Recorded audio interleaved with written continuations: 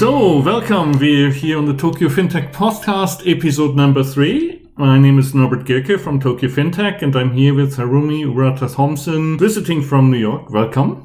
Thank you very much, Norbert. When you invited me to come to do the podcast, I was so happy to be, I was so happy about that. I'm happy to be here today. Thank you for inviting. So, Harumi, you're coming to Tokyo twice a year, basically living in New York and having a maybe good outside view on Japan. Why don't you share a bit of your impressions kind of from your visit, what you see changing in the financial services industry in Japan, during your last few visits?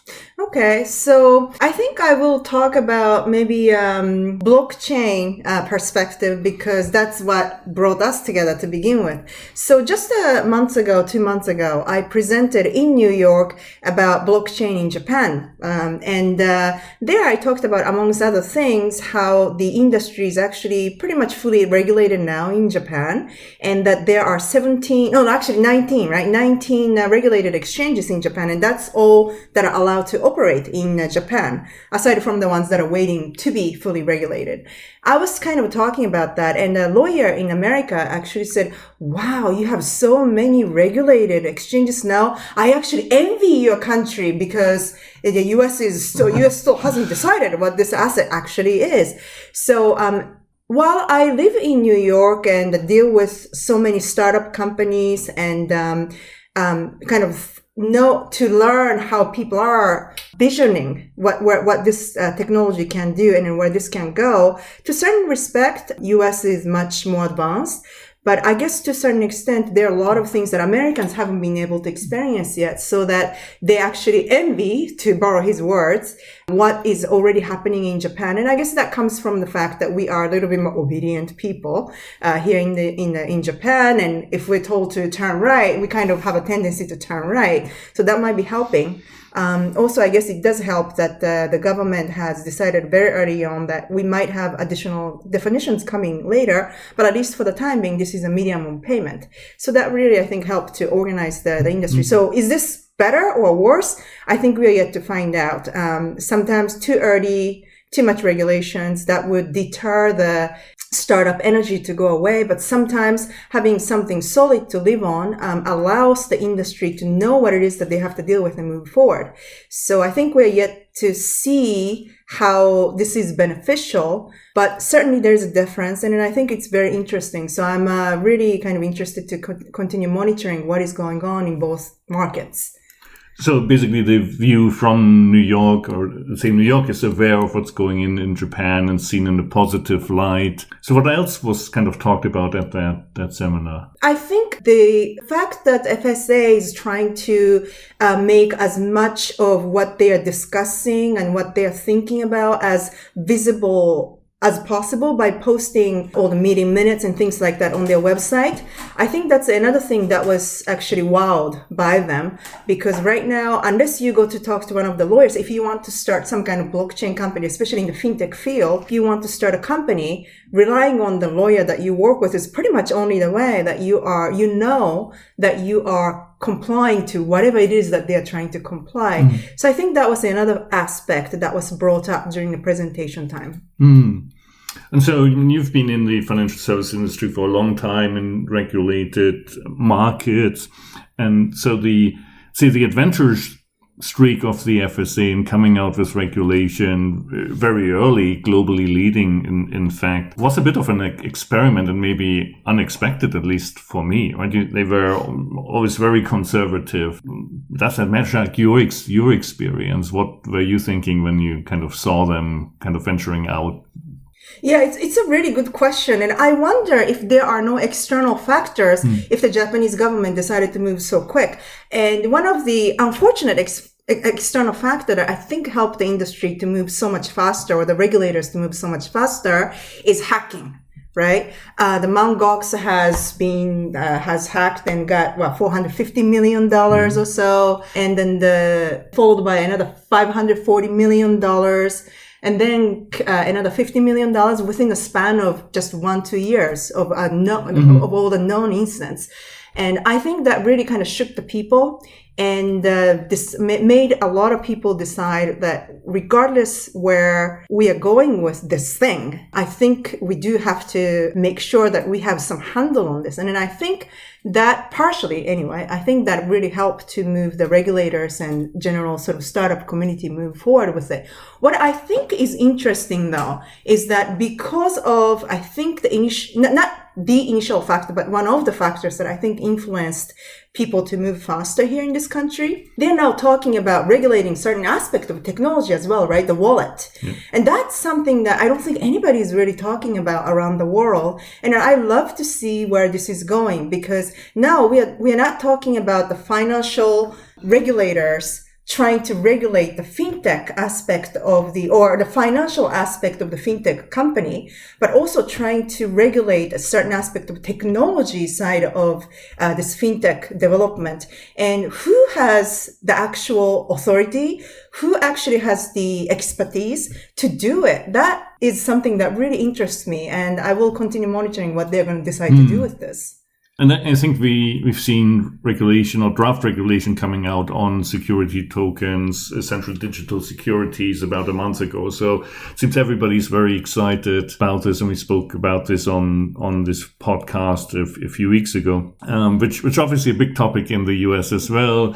Comes back to what you said about where does the jurisdiction lie, etc. It seems 2019 will be a very exciting year globally where this whole topic will evolve, and by the end of the year maybe we have all some more clarity what to build and where to build it for the industry as a whole. Yeah, no, I do agree. And I mean, I know that the US has its own problems that at the federal level, there are like 7, 8, 9 different organizations, the regulators that are competing, if you will, the jurisdiction over this thing, let alone at the state level. There are 50 states to begin with, and then each state has separate sort of functions that could regulate this aspect. So the US has its own problem. And we are beginning to see this so-called blockchain/crypto friendly nations, jurisdictions all over the world. And I know that for the time being, a lot of startup money and startup companies are kind of fleeing, if you will, to those jurisdictions. Even that, I think we have a lot to kind of observe between now and then, because just because it's friendly, it doesn't mean that a company owner can manage the company safely. That's a very different side of, can we start the business easily? Yeah. But can we keep the business kind of more safely? The answer is yet to be seen. So I think we're yet to see where really the so-called blockchain, crypto-friendly nations really are going to be.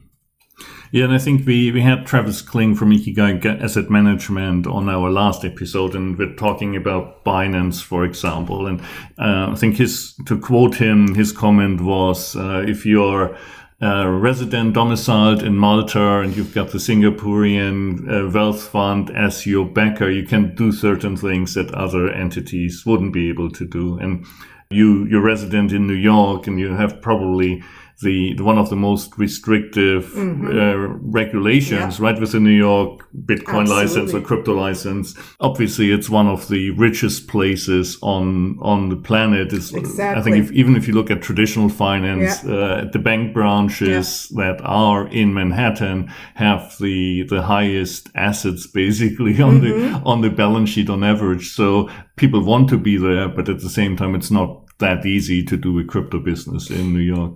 Absolutely. I mean, the investors' money is on one side, and then the friendly regulation is on another. And I think that, I mean, you brought up a very good point about like New York being one of the most regulated place, and the people are starting a lot of businesses in Malta and whatnot. But eventually, if they really want to get the money worth, they would have to come to places like New York, at least to have a sales representative of some kind.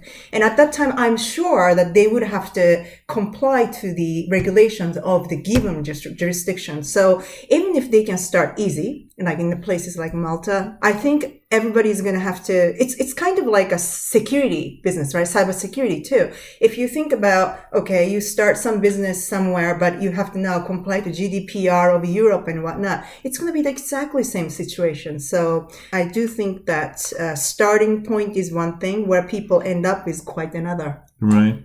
And so also in the crypto space, and if you look at a digital currency or programmable money, we have kind of always a bifurcated view, right? We have the industrialized nations, and clearly you want to be ultimately in Japan, in the US, in New York. But we have institutions there already that we kind of need to either bring on board or disintermediate, while I say more in the developing world where these institutions don't exist, maybe the bar for entry is lower and the impact in the short term could be much higher. And so you're doing work in the Bahamas, which is a very interesting kind of in that developing country context. Would you share a bit more about the work you're doing? Absolutely. So majority of the Caribbean nations are said to be either underbanked or unbanked. And Bahamas has its very unique problem that they can solve with having some kind of a digital payment system. And that is, the nation is very, very archipelago country. And people who are living on some of the remote nations, they lost an access to the normal banking. So people who are living on those islands, they're unlucky. They might have to get themselves on the boat or fly in order to get to the nearby island that actually still has the banking system, which is very expensive, very time consuming. I mean, we're just talking about cashing the check or withdrawing the cash. And so the central bank has took it into their own hands with the current governor, and they decided to provide a digital solution so that people do not have to continue operating under such unsustainable environment. And I am helping them with the communication, education aspect of blockchain. They are aiming to come out with a solution sometime 18 months to 24 months later. Probably it's going to take a little bit longer time. Having been in product management for a long time, I know that the delivery of the solution always takes a little bit longer than you hope it to be. But that's what they're aiming right now. And towards the end of this year, early next year, they're already coming out with a pilot program of a digital variation of sort of digital payment, just to see how it gets received, how it gets utilized. And I was just there about a little less than a month ago to conduct a conference.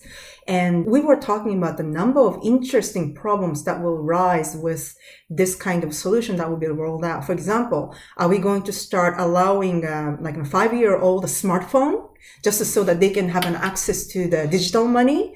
I mean, there are a lot of peripheral problems, the peripheral issues that we would have to resolve. And then that's going to be a really interesting one for me to continue monitoring. So I feel very lucky to be involved with this initiative. How many inhabitants are there in the Bahamas? Very small. I mean,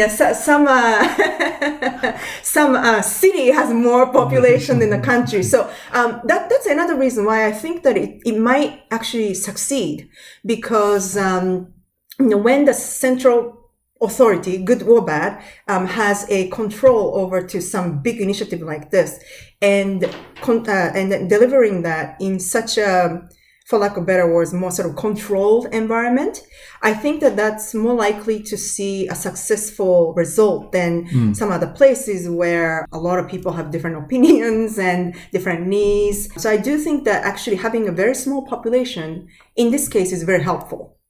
Yes.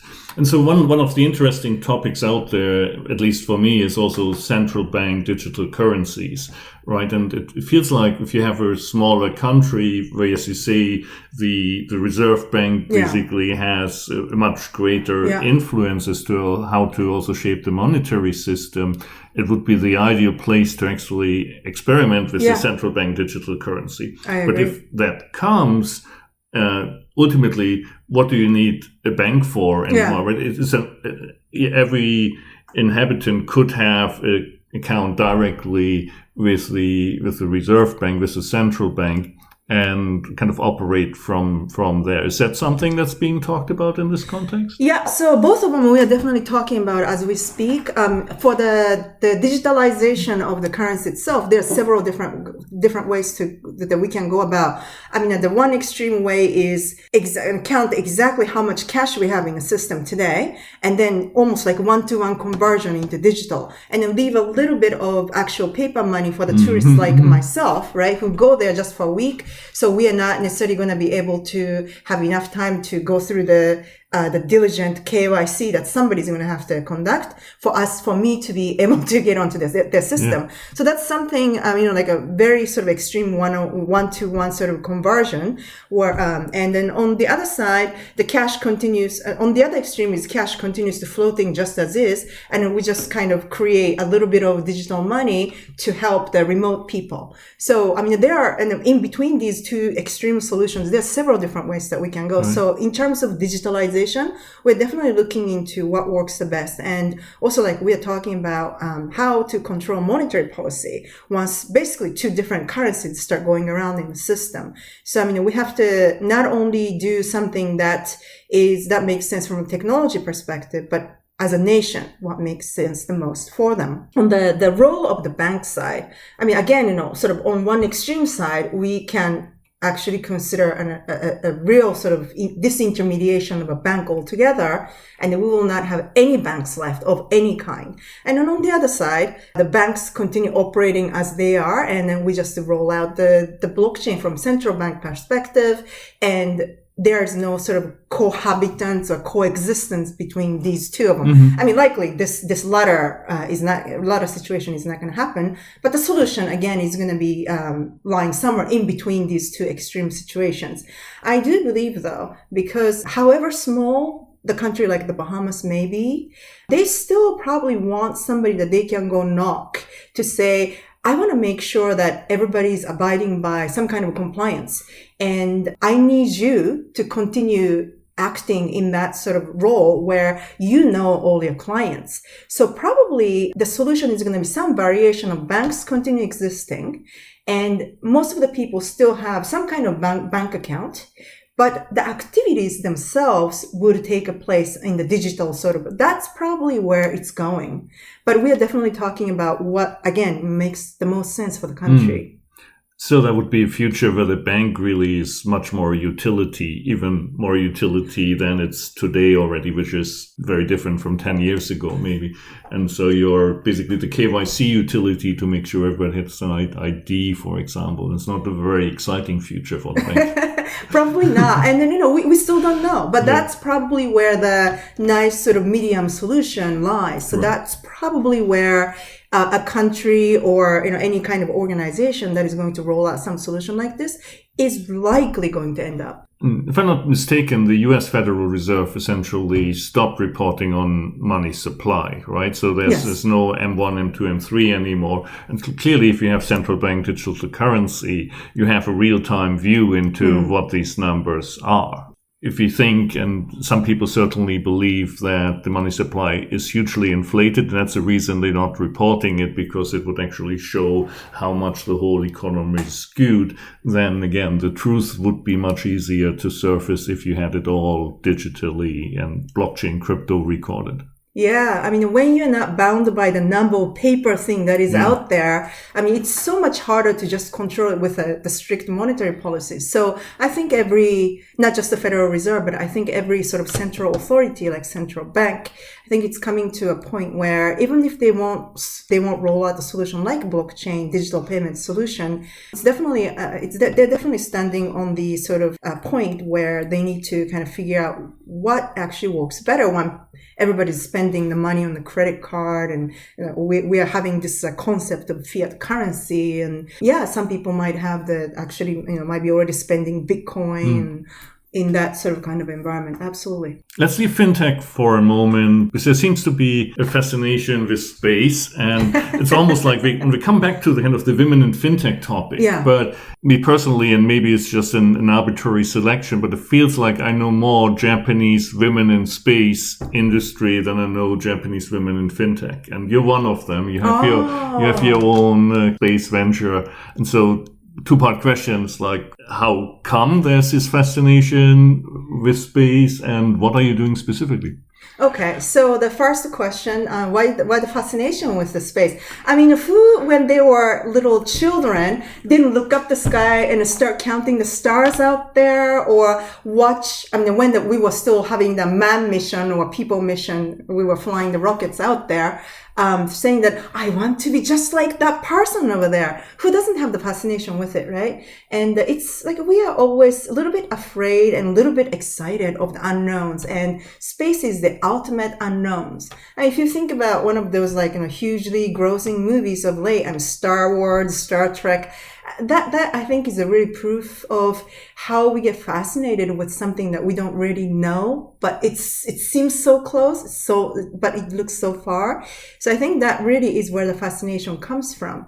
In terms of my involvement with the space business, is that I actually, in a couple different ways. So I am an advisor for a organization, basically an accelerator program in an education institution called New York Space Alliance. As a part of serving for them as an advisor, I was asked to speak to a couple of companies that are on their accelerator program to see what they need to be thinking about operationally, where they might be able to go to raise capitals and things like that. As I was speaking to one of them, as a result of that, I realized that there's this humongous amount of data that has accumulated since the foundation of International Space Station, where a lot of astronauts and private entities that are in some kind of science field have been flying their research to since the beginning of the 90s, and have accumulated so much research findings, results in the database. But nobody's really leveraging that data. And how long has it been since when we began to say data is currency, data is gold? And here we're talking about 21st century data use and space exploration, and we're not using data at all. That seemed unreal. So the person whom I was speaking to at the time and decided to see what might be possible using this data, which ultimately became the company Celestial Data. And essentially, this is a company that kind of resides in between science, analytics, and space industry company. I mean, I think you were mentioning that you basically have a team that's spread across New York and Brazil, Yes. for example, and so you're in the Western Hemisphere with it, but also it's a global Yes. team. Yeah. And maybe some comments around how that's working. Absolutely. Right, for a global space venture at a global scale, internationally distributed. So I think the global fascination of space. I mean, like I said earlier, everybody looked at the stars and wondered what's beyond our planet. Everybody, to a certain degree, most of the people anyway, I think, are fascinated with the space business. So when I talk about me getting involved in the space business, more or less, I get the same sort of reaction from the people. Wow, how did you get into it? That's so exciting, right? I mean, even without talking about what my company actually does. So I think having a company that is global in one way or another, whether it's a international business or just starting up today, I don't necessarily think that it's that difficult if you're looking for certain talent or certain type of interest to find people anywhere. So my co-founder is a Brazilian. He's based in São Paulo, and he's a really sort of space person. He's a space engineer. He has a master's degree in space engineering. Yes, there's such masters. And I'm a business management person. So when we met, it was almost like a match made in heaven. Sorry for using the cliche, but that's really it. And that also helps when we are talking to potential investors that I'm a business manager. He's a space engineer person. And they're like, oh, okay, so you really have a balanced team. So our business model, our company's business model, the very start, probably most of the people, when we have the available solution, probably the entry point is going to be to have an access to the data, research, articles written on the space business, things like that. But our business goes much beyond just using that kind of science analytics field. And if the institutions want to fly their own research down the line as well, we actually have the way to work out these logistics for the institutions too. And our partner company that would actually fly the experiments to the International Space Station is here in Japan. So I think you can really say that, yes, I mean, myself and my co-founder are in the Western Hemisphere, but our partner company is here in Japan. And so it is a truly global company in that sense. Also, if you think about where the NASA-like organizations reside, obviously everybody knows NASA, that's in the US, but Japan has JAXA, and the International Space Station is currently utilized also by Russia, Canada, and Europe. So this is a truly, it's science at the end of the day. So it's a truly global business. Fascinating. Thank you. So let me walk us back to kind of FinTech and the women in FinTech topic. So you've been the first female on the fixed income desk here at Morgan Stanley in Tokyo when you started your career. So you have a good perspective as to what the environment was a while ago and how it has changed or it hasn't changed. And it seems like in that cross-section of finance and technology, there's still a lack of role models really for girls that grow up now and look at what they want to become. How do you see that? What can we do to change it? And which initiatives are you involved with to expose yourself more as a role model so that girls growing up have something to aspire to? Absolutely. So unfortunately, I think, it is absolutely true. And I do not believe that it's changed that much since when I was in the investment banking. Are there more women? I'm sure. But, so there's first of all, on the finance side, not even touching on the technology side. I mean, on the finance side, when you look up the management level people at any given investment bankings, banks, even insurance companies, let's be real. I mean, look at all the executives that we have at most of the companies. I challenge you to name me 20%, at least 20% women or minorities of any kind at any given companies. You probably would be, you would have to probably think very, very hard to come up with a company that has maybe 2 or 3 different people, aside from the male or white Caucasian male, or depending on where you are. So, and let alone like 20%, 25%, right? We are already beginning to see not the result, sort of enough evidence to show that if our board of a company has at least 3 female, that company is likely to be more profitable than the companies that have all male board. So why is it that we can't promote that kind of more diverse culture? The problem lies that, first of all, if you force women or minority people to take a higher seat when they're not ready, likelihood of, unfortunately, these people kind of not reaching to the capacity, the potential capacity is very high. So they kind of drop out at some point and people would criticize, because women or minority people are not fit to manage. That's not true. It's just that it wasn't quite their time yet.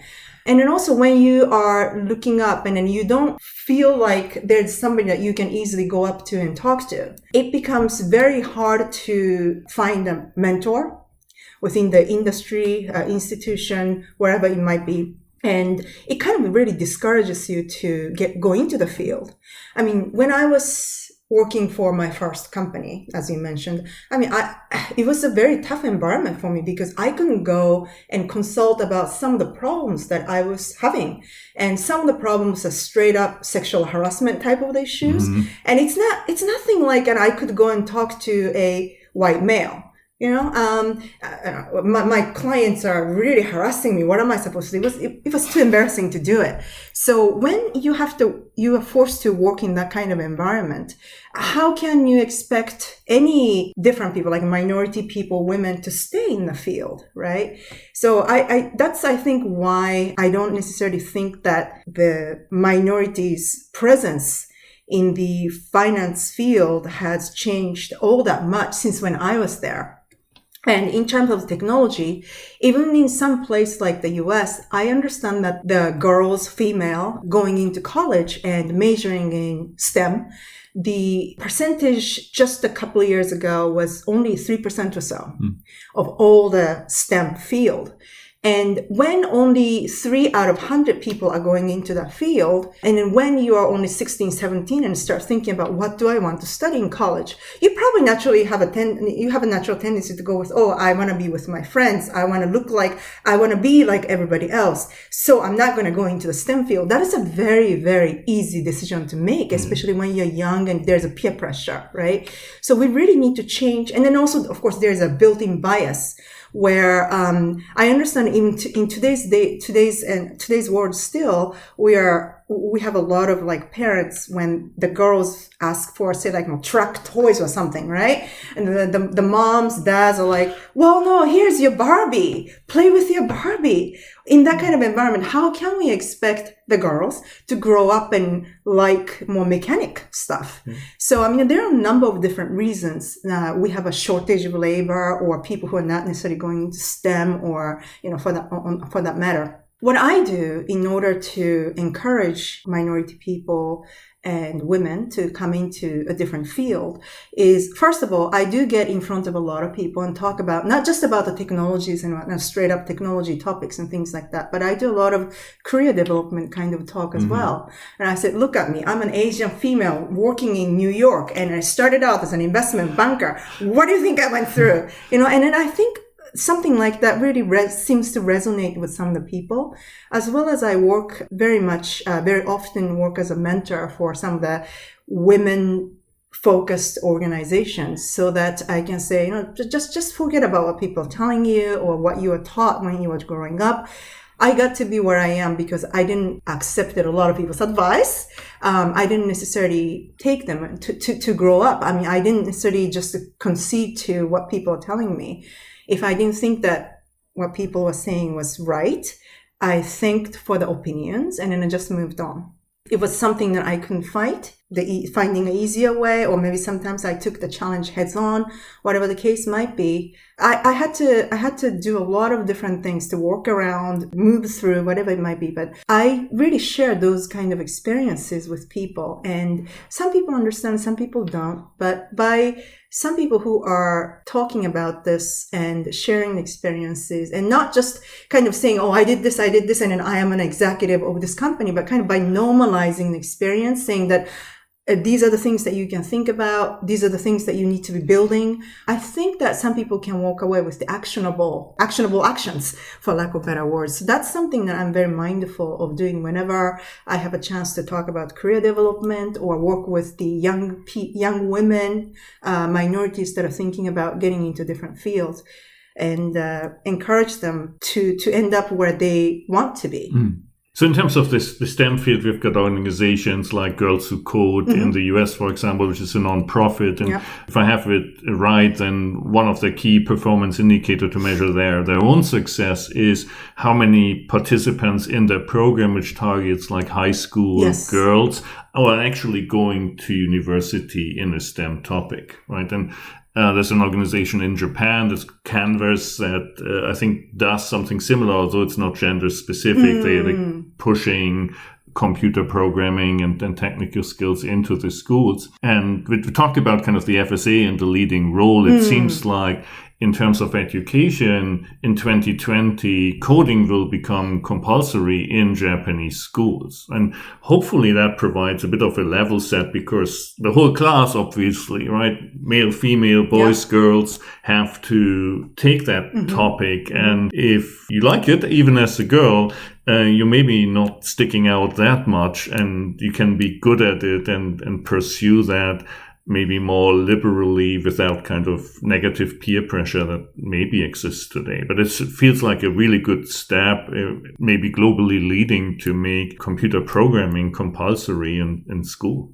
Yeah, no, and then that's, I think, a great direction where we are going. And, one of the things that I think we need to remember is that coding, because we kind of like put it under the bucket of coding, programming, STEM, some of the people might have a little bit resistance when it comes to, oh, you're going to be taking programming from tomorrow. But it's just another language. It's just like English is mandatory for most of the non-English speakers when they're growing up, from maybe the latter years of elementary school to kind of junior high school years. Everybody has to start taking English. Programming It's just another language now that instead of talking with your mouth, you might be typing into the computer. And while I can't, program some really complicated language like C++, I actually did learn HTML, and it's very much like speaking English, of course, almost. So I think that's something that needs to be communicated upfront. Has nothing to. Well, I shouldn't say it has nothing to do with STEM, but it's a language. It's just a form of language. And so people don't feel like, oh, I'm getting into STEM and start feeling the resistance automatically. Right. I think that's a very interesting comparison. It's like if you want to express yourself in any language, you always have the process of decomposition and composition, right? So you need to assemble your thoughts first. You need to take a problem, break it down into the pieces, and then kind of put it together again to communicate it clearly. And in a way, that's maybe the science part of the computer programming, because you can't just go and sit down and start coding. You need to kind of understand the problem, break it down into the executable pieces. So it's also, in my mind, a very good logic training as such, right? And so those skills, whether you become a software engineer at the end of the day or not, kind of that skill of logical thinking and so on is helpful for many domains and kind of business roles. I can't agree more. And if you're interested in starting a business later, and then if you can design your own website instead of outsourcing it to a marketing company of some kind, how much more meaningful can you make a website to be, right? And then something like HTML comes very, very useful. So it's just a part of how to make a living almost. So that's a really good thought that you're bringing up. Cool. So wonderful to have you here, and we'll see you generally every 6 months when you come back to Japan. I had one question to conclude, and I think if I look at your LinkedIn profile, you have that photo with yourself on the Nasdaq market side. So you're the only person I know who's ever been basically at Times Square up there. So what's the background for that? Oh, yes. So that's actually part of diversity and inclusion move too. In my previous position, the last corporate USA position that I have had, amongst other things, I was very active with the veterans community. They are also, just like any other. So diversity and inclusion, it's not just about gender or ethnicity. It's also about experience or thoughts or, everything else. And putting the veterans back out of the military and then back into the civilians world, into one of those industries that we are in. That's a huge undertake for anyone because they have had such a different life up until now. In my previous capacity, I was doing whatever I can to try to help that community. So Nasdaq has given a group of us the one day the closing bell.